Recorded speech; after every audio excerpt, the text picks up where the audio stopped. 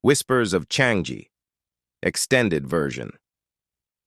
Wei had always laughed at ghost stories. To him, horror was something for movie screens and bored teenagers.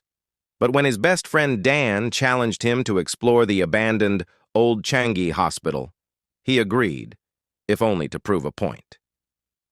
The group of five, Wei, Dan, Sarah, Hafiz, and Jolene, snuck past the crumbling outer gates just after midnight.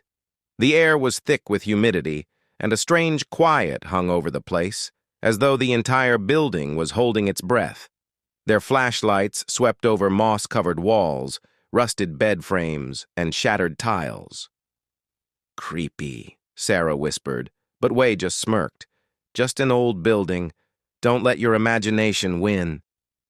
They reached the top floor, where the Japanese were rumored to have performed medical experiments during World War II. There, they found a rusted gurney tipped on its side, with what looked like fresh handprints smeared in red trailing down the wall behind it. That's when Dan froze. Did anyone hear that?" he whispered. "A voice, in Japanese." "No one said anything," Jolene replied, uneasy now. Dan's flashlight flickered, then died. Wei rolled his eyes and moved to help him when suddenly a cold gust blew through the corridor. All 5 lights flickered, and then all went out. Total darkness. Panic set in.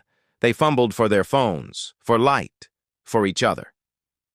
When the lights finally came back on, Dan was gone.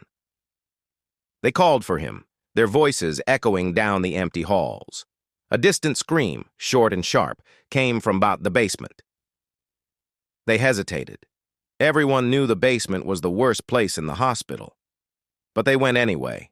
They found Dan curled up in a far corner of the basement, rocking back and forth. His nails were bloody, his eyes wild, and he was muttering something over and over. "Kowakunai, kowakunai."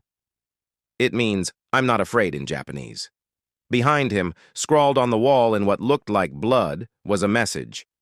"You should not have come."